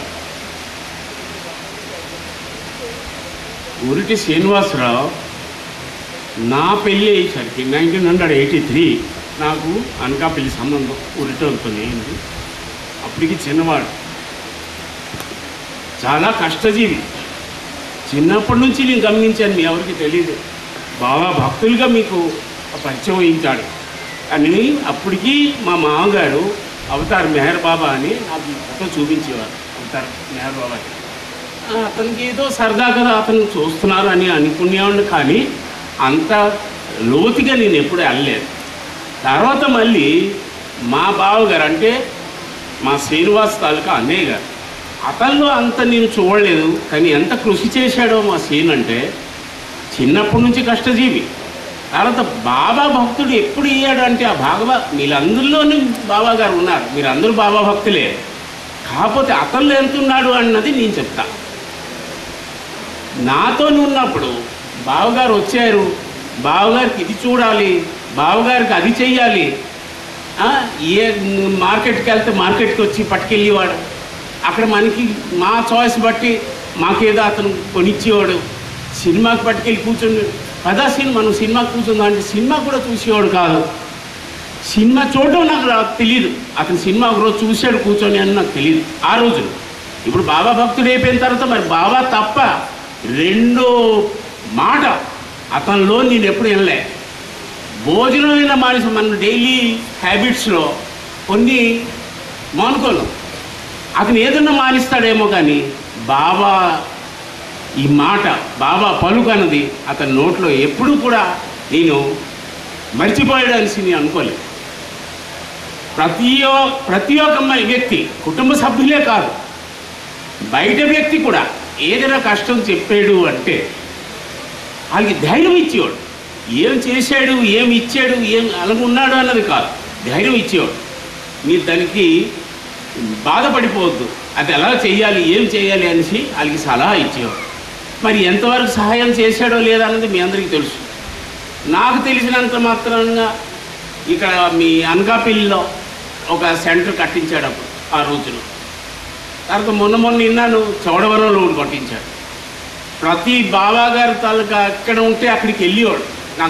నాకు తెలిసింది ఎప్పుడు మాట్లాడినప్పుడు, బాబాగారు కొంచెంసేపు తర్వాత మాట్లాడతాను, నేను బాబా భజనలో ఉన్నాను, బాబా సందర్భంలో ఉన్నాను, ఇదే మాట తప్ప ఏదో వర్క్లో ఉన్నాను, నేను ఎవరితో కూర్చొని ఏదో కాలక్షేపం చేస్తున్నాను అటువంటి మాట నేను ఎప్పుడు వెళ్ళే. పోతే ఇప్పుడు మా మేడం గారు చెప్పారు, ఆ సిస్టర్ ఆవిడ పేరు, ఎంత చక్కగా ఆవిడ ఎలాబరేట్గా చెప్పారంటే మీ అందరికీ ఎంత తెలిసినా కూడా ఆవిడ చెప్పిన దాంట్లో చాలా కొత్త విషయాలు ఉన్నాయి. నిజంగానే ఈ ప్రపంచంలో మనిషి ఎందుకు వస్తున్నా, there is birth, there is death, 2 words are there. జన్మం, మరణం. మనిషి జన్మించాడు అంటే మరణం దగ్గర ఉంది. మనకి నీడ ఎలాగుంటుందో, మన పట్ల నీడ ఎలాగుంటుందో, ఈ మరణం అన్నది మన వెనకాతలు ఉంది. మీరు ఎవరు అనుకోవద్దు నా దగ్గర లేదని, మనందరి దగ్గర మరణం ఉంది. కానీ ఎప్పుడు అన్నది ఏంటి అంటే అది సంస్కారంగా, ఎప్పుడు మనకు కావాలి, ఎప్పుడు మనం వెళ్ళాలి, అది మన చేతుల్లో లేదు. ఇప్పుడు ఆవిడ చెప్పాడు మేడం గారు ఒక మాట, స్వర్గం నరకం అని చెప్పారు. ఏంటి ఆ స్వర్గం నరకం? ఎవరైనా చూసారా స్వర్గం నరకం? స్వర్గం నరకం ఎవరూ చూడలేదు. నా దగ్గర బాగా ధనం ఉంది, డబ్బు ఉంది, పేరు ప్రతిష్ట ఉంది, అలాగనిసి నా దగ్గర స్వర్గం ఉందని నేను అనుకోవడానికి వీల్లేదు. అలాగే నేనేదో కష్టపడిపోతున్నాను, నాకేదో వ్యాధి ఉంది, నాకు నరకం అనేసి నేను చెప్పుకోవడానికి లేదు. ఏంటి అది అంటే స్వర్గం నరకం అన్నది నేను ఇక్కడ స్పష్టంగా మేడం గారు చెప్పారు కాబట్టి నేను చెప్తున్నాను. స్వర్గం, మనిషి స్వర్గంకి వెళ్తాడు. Every action is a reaction, every action is a reaction. నా ప్రవర్తన బాగుంది, నా మాట తీరు మీకు బాగుంది, నా మాట తీరు మీకు నచ్చింది, మీరు నాకు రిప్లై కూడా చక్కగా ఇస్తారు. నేను ఏదోగా మాట్లాడాను, చండాలంగా మాట్లాడాను, మీరు నాకు ఎప్పుడు రెస్పెక్ట్ ఇయ్యరు, అటువంటిగా రిప్లై ఇస్తారు, ఏదో మొహం చూడడం. Every action is a reaction. అలాగా యాక్షన్ ఏంటి? మంచిగా నువ్వు ఉండు, మానవ జన్మ ఎత్తాం, మనం మంచిగా ఉండాలి. మీతో నాకు అవసరం ఉందో లేదో అది వేరే విషయం. కానీ మీకు నాకు ఎదురుపడినప్పుడు నేను మీకు ఒకసారి చూసి మీరు నాకు ఏదో అడిగారు, పరిచయం లేదని నేను పక్క చూపు చూడకూడదు. మీరు అడిగిన దానికి నేను చూడాలి, నా జవాబు నేను ఇవ్వగలిస్తే మీకు జవాబు ఇవ్వాలి. అది చాలా స్వీట్గా ఈ రకంగా ఉన్నప్పుడు ఈరోజు మా బావమరిది ఉరిటి శ్రీనివాసరావు అతను స్వర్గంకి వెళ్ళాడని నేను చెప్తాను. ఎందుకు ఆ మాట చెప్తాను అంటే, అదే చెడ్డ మనిషి అంటే ఈరోజు ఈ సందర్భం ఇది ఉండకపోయినా, చెడ్డ మనిషి అయితే మీరందరూ ఎంత మీరు అభిమానిస్తున్నారో సీనికి దీన్ని బట్టి తెలిసిపోతున్నారు. ఇదే స్వర్గం. ఇదే ఈరోజు వీళ్ళు చేసేది ఈ ఫంక్షన్ పిలిచారు, ఓ 10 మందో 20 మందో వచ్చారు, అది నరకం. అంటే ఇష్టం ఉండి ఇష్టం లేకపోయింది. ఇది ఇష్టం ఉన్నది, వాళ్ళు ఒక మెసేజ్ ఏదో పెట్టారు, లేకపోతే మీరు ఎవరు అనుకున్నారు, ఈరోజు ఎంత పెద్ద సమావేశం ఇక్కడ అయింది. ఇది స్వరం. ఇది మనందరికీ కావాలి, ఇది ఉండాలి. దేవుడు అన్నది ఉన్నదో లేదో ఎవరికి తెలియదు. ఆ రోజు అవతార పురుషుల్లోని రాముడు, ఈరోజు మనం నారాయణుడు అంటున్నాం ఎలాగ పురాణాలు బట్టి. కానీ ఆ రోజుల్లో రాముడికి కూడా నారాయణుడు అనలేదు. సాధారణ వ్యక్తి అనుకున్నాను, కృష్ణుడికి సాధారణ వ్యక్తి అనుకున్నాను. కానీ మన పురాణాలు ఏం చెప్తున్నాయి, ఆ గాథలు ఏం చెప్తున్నాయి, అందులో మనం ఏం నేర్చుకున్నాం. నేను చెప్పే మాటకి మీరు చక్కగా స్పందిస్తే అది స్వీట్నెస్ ఉంటుంది, దానికి వేరేగా స్పందిస్తే అందులో నెగిటివే కనపడుతుంది. సో పాజిటివ్ నెగిటివ్ అన్నది మనలో ఉంది. మనం ప్రతిదానికి పాజిటివ్గా తీసుకుంటే మన జీవితం సుఖంగా ఉంటుందని నేను అనుకుంటున్నాను.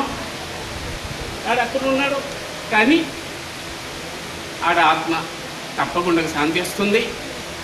ఆ బాబా గారి దగ్గర ఉన్నారని మీ బాబా భక్తులందరూ అంటారు. ఆ బాబా గారి చరణంలోనే ఉంటాడు. ఏంటో it is a destiny, life is a destiny.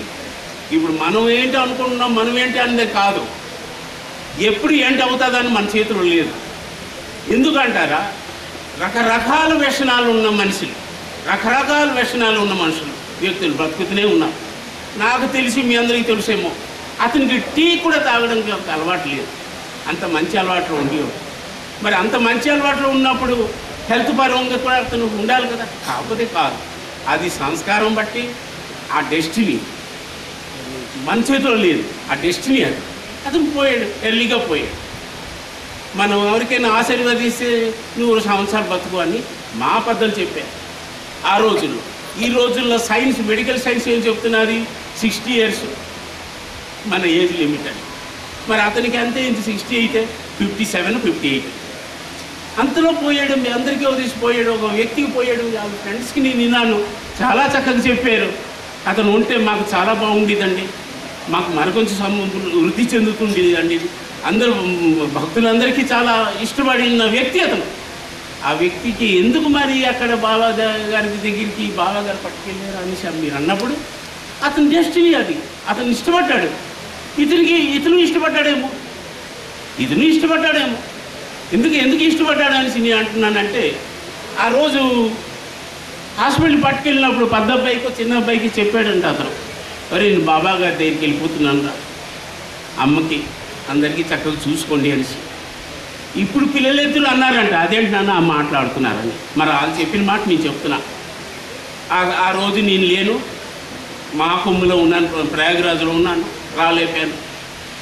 So మీ అందరి తరఫున, బాబా గారి తరఫున అతను ఆత్మ శాంతించమని నేను కోరుతున్నాను. ఇది చెప్పి ఇందరి జై బాబా, అవతార్ మెహర్ బాబాకి జై.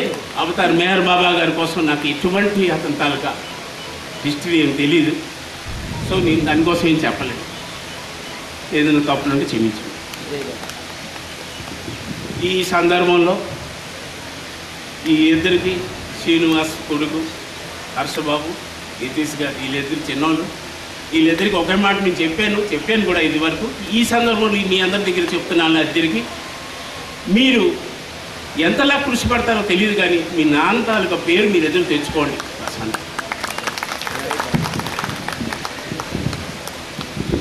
జై మెహర్ బాబా సార్. మీరు ఆశించినట్లుగా బాబావారి కృప మన శ్రీని కుటుంబం మీద ఖచ్చితంగా ఆయన జీవించి ఉన్నప్పుడు ఎలా ఉందో ఇప్పుడు కూడా అలాగే ఉంటుంది. ఆయన ఆశీస్సులు బాబా వారి నుంచి ఈ కుటుంబం పేరున ఖచ్చితంగా ఉంటుంది. మీరు ముందుకి వాళ్ళ నాన్న పేరు నిలబెట్టుకొని నిజంగా బాబా ప్రేమలో, బాబా వారి సేవలో మెండుగా దండిగా ఇంకా ఎక్కువ ఉధృతంగా ముందుకు పోవాలని మా అందరి తరఫున మీ అందరికీ మేము విజ్ఞప్తి చేస్తున్నాము. జై మెహర్ బాబా, అవతార్ మెహర్ బాబా. జై బాబా చెప్పి, జై బాబా, జై బాబా అని చెప్పి, జై బాబా. అవతార్ మెహర్ బాబాకి జై. ఏలాగా మేము కూడా అవతారంగా నమ్ముకుని ఉంటాం. జై మెహర్ బాబా, జై మెహర్ బాబా. అవతార్ మెహర్ బాబాకి జై. బాబా ప్రేమికులందరికీ నమస్కారం. శ్రీనివాసరావు గారితో మాకు బాగా పరిచయం ఉంది. అందరూ తుంపాలు శ్రీ ఉంటారు కానీ ఊరు శ్రీనివాసరావు గారు వైజాగ్ వచ్చినప్పుడల్లా మా ఇంటికి వచ్చేవారు. వచ్చి బాబాయ్ గారు కూర్చొని కొన్ని విషయాలు అవి చెప్పేవారు శాంతిగా. అయితే ఇప్పుడు అందరూ చెప్పారు Tumpala centre, Anakapalli centre, Chodavaram centre ఎన్నో కట్టేవారు. మెహరాబాద్లో ఎంతోమంది భోజనాలు పెట్టారు. ఎన్ని పెట్టినా ఎప్పుడు ఆయన ముందుకు ఉండేవారు కాదు. ఏంటంటే మీరు ఇంత ఎలా చేస్తున్నారంటే నేనేం చేయలేదు, ఇదంతా బాబాదే, బాబా ఇచ్చాడు నాకు అని చెప్పి అవకాశం ఇచ్చారు. ఎన్ని కార్యక్రమాలు చేసినా తుంపాల శ్రీనుని స్టేజ్ మీద ఎక్కడ చూడలేదు. ఆయన ఎప్పుడు స్టేజ్ మీద ఉండేవాడు కాదు, వెనకాల ఉండి అంతా నడిపించేవాడు. అదే ఆయనలో గొప్పతనం. చిన్న చిన్న విషయాలు చెప్తే ఎంతోమంది నేను అది చేశాను, ఇది చేశాను, దీనికి 5,000 ఇచ్చాను, దాన్ని 10,000 ఇచ్చాను చెప్పుకుంటారు. కానీ ఆయన మాత్రం ఎప్పుడూ వెనక నుండే ఇన్ని కార్యక్రమాలు చేశారు. అటువంటి మంచి ఆత్మని మనం ఈవేళ పోగొట్టుకోలేదు. బాబాలో ఆయన ఐక్యమయ్యారు. ఆయన ఆత్మ సాధించాలని కుటుంబ సభ్యులందరికీ నేను తెలియజేస్తున్నాను. అవతార్ మెహర్ బాబాకి జై. అవతార్ మెహర్ బాబాకి జై. శ్రీను అంటే శ్రీను మా దద్దమ్మ కొడుకు. అంటే మా పెద్దనాన్నగారు, మా నాన్నగారు, వాళ్ళ నాన్నగారు అన్నదమ్ములు, మా అమ్మగారు, వాళ్ళమ్మగారు అక్క చెల్లి అలాగే. అయితే ఒకసారి 1965లో దయాకరం గారు మీకు అందరికీ తెలిసే ఉంటుంది. ఆయన పూనా అదే మెహరాబాద్ వెళ్ళి వచ్చి రమణయ్య గారు అని ఉన్నారు, ఆయన తీసుకెళ్ళారు. వచ్చిన తర్వాత ఇంటికి వచ్చిన తర్వాత బాబా ఇంట్లో బాబా పూజ పెడతానని వెంకటేశ్వర గారు వచ్చారు. ఎవరింట్లోనో పెడుతున్నారు, వాళ్ళు వెళ్ళిపోతుంటే మా పెద్దమ్మ ఇంట్లో పెడతామని వచ్చారు. మా అమ్మగారు అన్నారు, అక్క ఇలాంటివేవి పెట్టకు, నమ్మొద్దు, ఎవరో వచ్చి ఏవో చెప్తుంటారు, ఏ బాబాను వద్దు, ఎవరు వద్దని చెప్తారు మా అమ్మగారు. అంటే మా పెద్దనాన్నగారు ఉన్నారు దయాకర్ గారు. ఆయన సరే ఒక ఆదివారం కదా పెట్టుకొని అన్నారు. ఆదివారం నాడు పెట్టారు. అంతే ఇంకా అక్కడ అలాగా ఆదివారం ప్రతి ఆదివారం జరిగింది. అలా సెంటర్ ఓపెన్. అలా మీ పెద్దనాన్నగారు కూడా వచ్చేవారు. వచ్చి ఆయన ఇంకా బాబా నిర్యాణం అయిపోతారన్న సమయానికి బాబా గారికి బాగాలేనప్పుడు మా పెద్దనాన్నగారు ఏం చేశారంటే టానిక్లు తీసుకొచ్చి పెట్టారు బాబా ఫోటో ముందు. ఇదంటే పిచ్చోళ్ళలాగా అన్నీ పెడుతున్నారు అని చెప్పేసి అన్నారు మా ఇంట్లో అందరూని. అంటే లేదు బాబా గారికి బాగోలేదు, ఆయనకి నేను టానిక్ పెడతాను అన్నారు. ఈ శ్రీనివాస నాన్నగారు పెట్టారు. పెట్టిన తర్వాత ఒక వారం రోజులకి బాబా గారికి బాగలేదు, నిజాన్ని అయిపోయారండి. నేను అందుకే పెట్టాను, నేను టానిక్ పెట్టాను అని. అలాగే ఆయనకి బాగా అలవాటైంది. ఆ తర్వాత మా శ్రీను పుట్టాడు. అక్కడ రమణయ్య గారు మీకు అందరికీ తెలిసే ఉంటుంది. ఆయన ఆంధ్రపకారు అనేవారు. ఆయనేమో ఒకసారి టూర్ తీసుకెళ్ళాడు. కొవ్వూరు కూడా వచ్చారు. వచ్చిన తర్వాత మా శ్రీను బందుకోని వెళ్ళి పాదాల దగ్గరికి వెళ్ళాడు. వెళ్ళేటప్పటికి బాబా ఆశీర్వదించయ్యా అంటే దండలో చాలా పువ్వు పడింది. జై బాబా అని పెద్ద కేకలేస్తారు. ఆంధ్ర పుకారు గారు అలా కేకలేస్తారు, ఆంధ్ర పుకారు అనేవారు ఆయన. ఆ తర్వాత ఇంకా అలాగా వీడు కూడా బాబా భక్తుడే. ఇంటి నిండా బాబా ఫోటోలే, ఏది ఇంట్లో ఏ పూజ వద్దనేవాడు. అలా చేసి అలాగా ఆయనకి అలవాటు అయిపోయింది బాగా. ఆ తర్వాత మాకు మా బాబున్నాడు. మా శ్రీని ఎవరైనా వెళ్ళాలంటే నేనేం అన్నిచ్చేది కాదు. అమ్మ మీ ముద్దుల తమ్ముడు వచ్చాడు, మీ ముద్దుల తమ్ముడు అనేవాడు మా బాబు. అలాగా మా శ్రీని అంటే మాకు అందరికీ బాగా. అలాగే మా మరదలన్నా ఇదే అందరికీ. అవతార్ మెహర్ బాబాకి జై. అవతార్ మెహర్ బాబాకి జై. ఓ పర్వర్దిగార్, సర్వ పోషక, సర్వరక్షక, నీవు ఆదియును అంతమును లేనివాడవు, అద్వయుడవు, నిరుపమానుడవు. నీ ప్రమాణమెవ్వరును ఎరుంగనెరరు.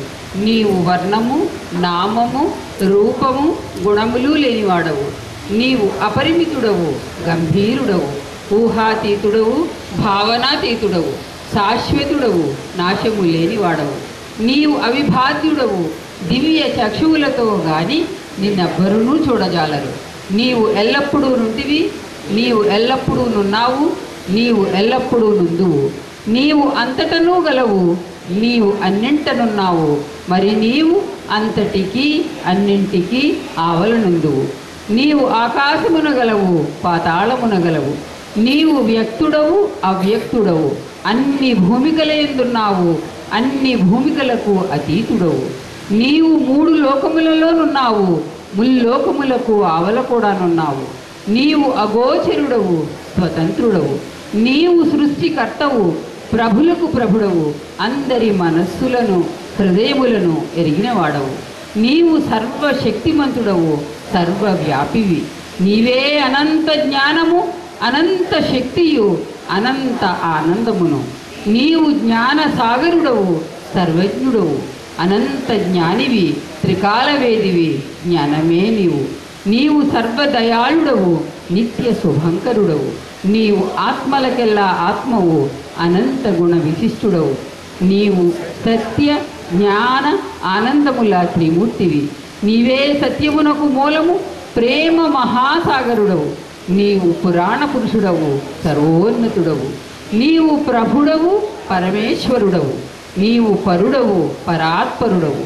నీవు పరబ్రహ్మవు, అల్లాహ్, ఇలాహి, ఎజిరాన్, అహూర మజ్ద, ప్రియతముడైన భగవంతుడవు. నీవు ఏజత్ అనబడు ఏకైక పూజ్యుడవు. ఓం పరబ్రహ్మ పరమాత్మ, యా ఎజిరాన్, లా ఇలాహ ఇల్లిల్లాహ్, O God Father in heaven, పరమ దయానిధివగు ఓ ఈశ్వర, మా పాపములన్నిటికీ మేము పశ్చాత్తాపడుతున్నాము. అసత్యము, అధర్మము, అపవిత్రమునగు మా ప్రతి తలంపునకు మేము పశ్చాత్తాపడుతున్నాము. పలికి ఉండరాని పలికిన ప్రతి మాటకును, చేసి ఉండరాని చేసిన ప్రతి చేతకును మేము పశ్చాత్తాపడుతున్నాము. ముఖ్యముగా కామముతో కూడిన మా ప్రతి తలంపునకు, కామ ప్రేరితముగు మా ప్రతి చేతకును, పలికిన ప్రతి అనృతమునకు, సమస్త కపటవర్తనమునకు, ఆడితప్పిన ప్రతి వాగ్దానమునకు, సమస్త పరనిందలకు, పరోక్ష నిందలకు మేము పశ్చాత్తాపడుతున్నాము. ఇంకను ముఖ్యముగా కూడా పరులకు నాశనమున గూర్చినట్టి మేము చేసిన ప్రతి పనికిని, ఇతరులకు బాధ కలుగజేసిన మేమాడిన ప్రతి మాటకును, చేసిన ప్రతి చేతకును, ఇతరులకు బాధ కలుగవలనని మేము కోరిన ప్రతి కోరికకును మిక్కిలి పశ్చాత్తాపడుచున్నాము. అపార దయానిధివగు ఓ ఈశ్వర, మేము చేసిన ఈ పాపములన్నిటినీ క్షమింపవేడుకొనుచున్నాము.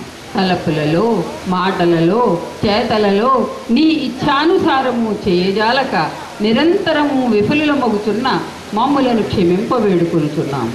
ప్రియదైవమా, నిన్ను అధికాధికముగా ప్రేమించినట్లను ఇంకనూ అధికముగా నీతో ఐక్యమగునంతటి అర్హత గలవారము అగునంత వరకు నిన్నింకనూ అధికముగా ప్రేమించినట్ల మాకందరకు సహాయము చేయము.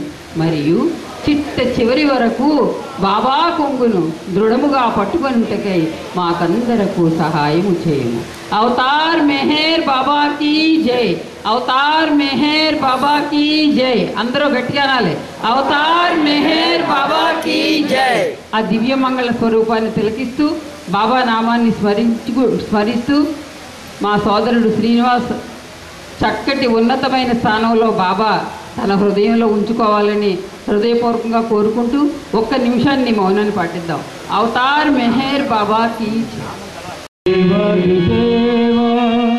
ప్రేమ స్వభావ ప్రభో మెహర్ బాబా, ప్రియతమా మన సుహారతి రే, ప్రియతమా మన సుహారతి రే.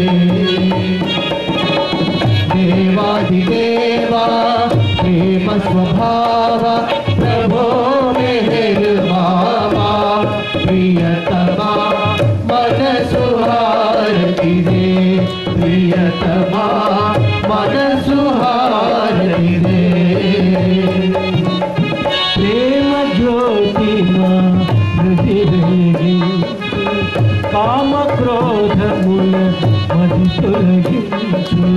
ప్రేమ జ్యోతి మా వెలిగించు, కామ క్రోధముల మరి తొలగించు. కామను వీడక నిన్ను ప్రేమించు, కామను వీడక నిన్ను ప్రేమించు. మము కరుణించవయా ప్రియతమా మనసు హారతిదే, ప్రియతమా మనసు హారతిదే. దేవాదిదేవా ప్రేమ స్వభావ ప్రభో మెహర్బాబా, ప్రియతమా మనసు హారతిదే, ప్రియతమా మనసు హారతిదే. నీ దివ్య నామమే మది విస్మరించు, నీ దివ్య రూపమే మృది తిలకించు. నీ దివ్య నామమే మది విస్మరించు, నీ దివ్య రూపమే మృది తిలకించు. నీ దివ్య పదములే ఆరాధించు, నీ దివ్య పదములే ఆరాధించు. మము కరుణించవయా ప్రియతమా మనసు హారతిదే, ప్రియతమా మనసు హారతిదే.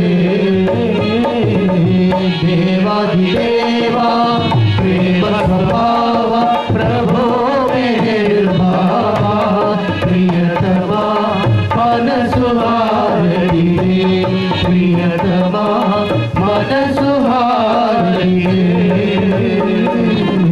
అహంకారము హారతి కాగా ఇహమే పరమై ప్రకాశించగా, అహంకారము హారతి కాగా ఇహమే పరమై ప్రకాశించగా. పాహి శరణు సాయుధ్యము పొందగా, పాహి శరణు సాయుధ్యము పొందగా. మము కరుణించవయా ప్రియతమా మనసు హారతిదే, ప్రియతమా మనసు హారతిదే. దేవాదిదేవా ప్రేమ స్వభావ ప్రభో మెహర్బాబా, ప్రియతమా మనసు హారతిదే, ప్రియతమా మనసు హారతిదే. బాబా